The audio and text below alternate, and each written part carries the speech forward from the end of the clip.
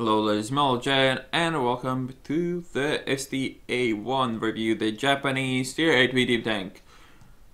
So, much changed since Tier 7. The tank got way smaller, the gun got way better, it lost the autoloader, and it got faster. So, what this tank basically is now is a smaller FCM50T with a slightly weaker engine power to weight ratio, and really similar gun.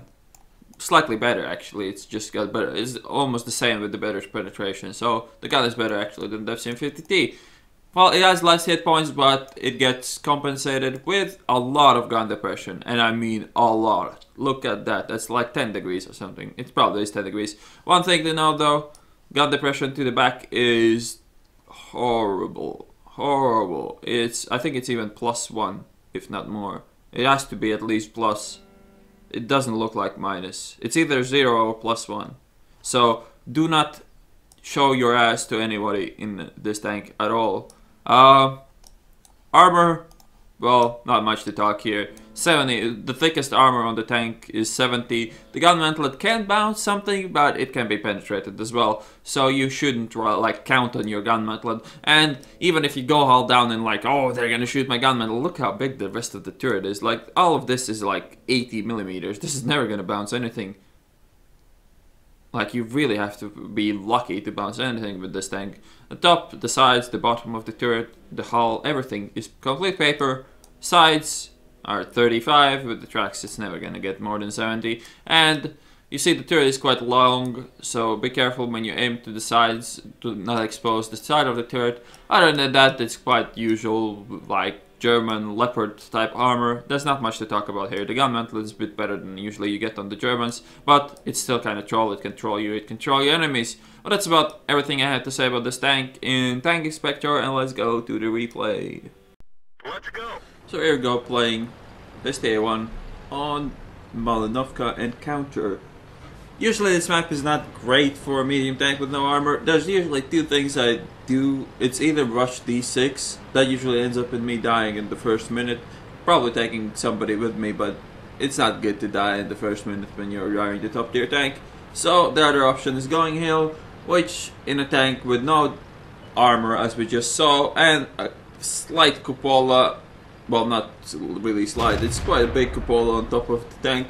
It's not usually the greatest idea, but then again, when you're top tier, you have the hit points, you have the gun to hurt your enemies, and there's like only one tank I really don't want to meet up here, that's the T-34, but other than that, I should be fine. Well, Type 59 is quite of a pain as well, and got bumped into the ass by the T-34 too, but whatever. Let's just get up on the hill and see what we can spot. Mobility wise, you can say that the tank is not slow anymore like the Cherry was. It got some decent speed going for it. It's still not like super fast. It's not as fast as you would expect from a tank that doesn't weigh anything and is pretty big and has no armor. But then again, it's much better than the Cherry, so not much to complain about there. The gun on the STA-1 is extremely similar to the gun on the FCM50T. If you have no clue what that is like, well, basically it's a 90mm gun. Pretty good penetration of 218, 0.36 accuracy, 2.3 second aiming time, which is pretty good for a tier 8 medium. It's not like the best gun ever, but it's up there with the best. Reload is around 6.2, 6.4 seconds, depends on the equipment you use. And if we get to the equipment, it has to be coated optics. Rear range is pretty poor, but medium tank with no armor has to take a role of a scout sometimes, so coated optics is, in my opinion, a must. Rammer, obviously, invert stab just to get those shots on your target. Sitting here like this is not a great idea, but when you're sitting next to these German TDs, you can expect people that have any sense to shoot them right away and do not mess with anything else. And this is some poor shots into that, trying to get that cupola. Not really able to connect my shots at all. T-34 is completely tunneling on the buffalo. I can't blame him for it. I mean, you want to take the thing out while you can, but then again, you should be feeling safe enough to just shoot me because I'm like on top of the hill. unlucky shot in the VK. I'm aiming at the VK because I know I can pen that more reliably than the T-34. And now my waffle dies. Wow, that will be a quote of the day. My waffle died. Now when the waffle died, I actually have to be careful. We're losing the hill, but I can't really leave the T-34-2 to die. If they die, then we lose, more or less. Not leaving the hill, trying to back up our medium tanks. They're actually doing a great job of killing people so far. And I think if we team up, we can take out even the T-34. I'm gonna try and trade the health. I don't know what this shot was all about. I'm pretty sure it was some kind of bug in the replay, because there's no way I took that shot seeing that I'm gonna miss. This is just unlucky. The accuracy of the gun is pretty good. It can be trolled though. And this is another one. This one went in weirdly. I think there's some kind of weird bug in the replay, and it doesn't show where I was aiming in the game. This was slightly lucky, but then again he was showing the side of his turret. Crew skill wise, obvious 6th sense repairs. Camo might be a thing. I wouldn't go push too hard for it.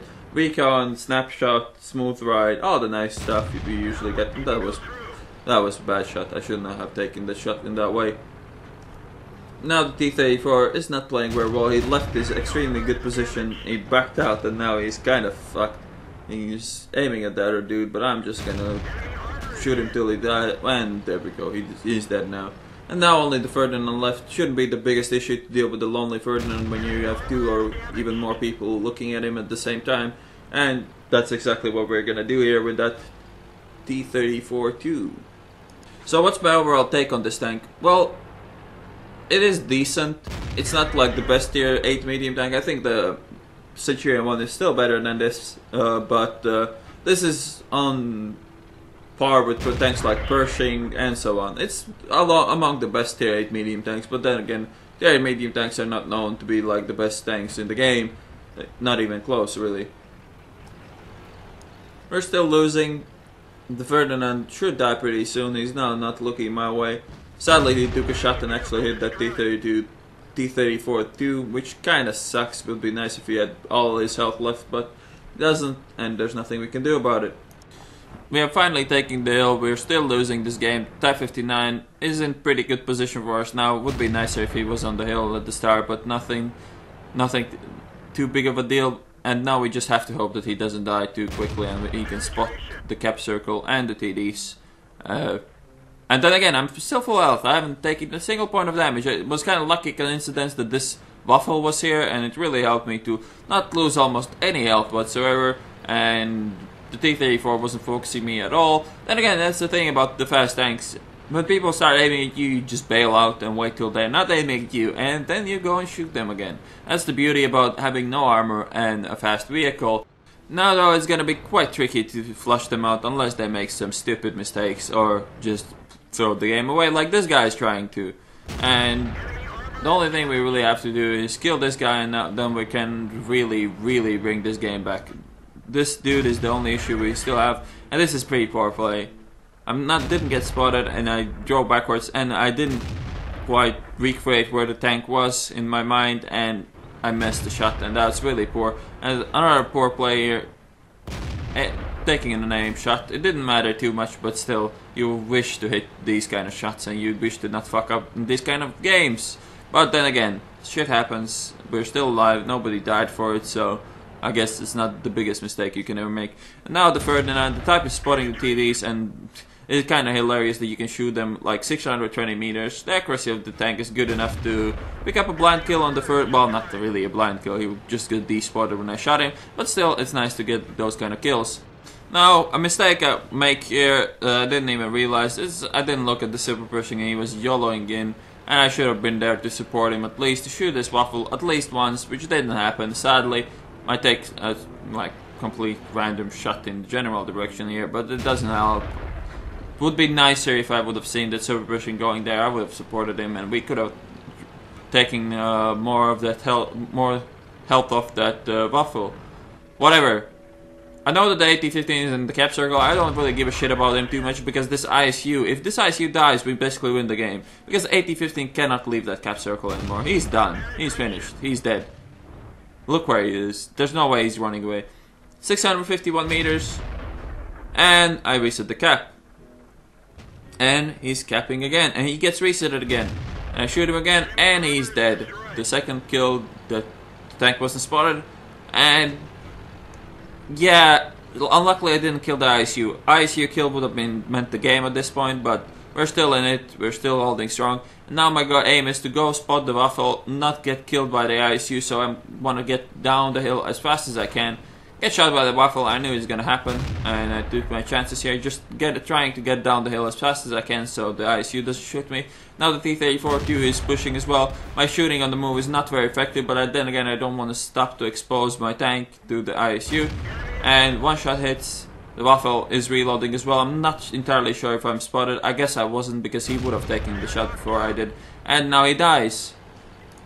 So this kill was extremely important just to... The kill was extremely important. The fact that he didn't shoot me another time was extremely important because I'm not in one-shot range of the ISU unless he ammo wrecks me. And that's the chances I'm willing to take in a game like this. I know I can easily finish off the prototype. He's not a very good player, and I highly doubt he's going to be looking my way. And he's probably just looking at the ISU. And the enemy ISU is a one-shot for me, so I don't really have much doubts that I can win it from here. Put a shot in the back of the T-28's Pro turret, and now just trying to look for the ISU, and he found me first, slammed me in the side. I'll make sure that I at least aim this shot somewhat and pick up the kill, and that's a GG. So that's the score.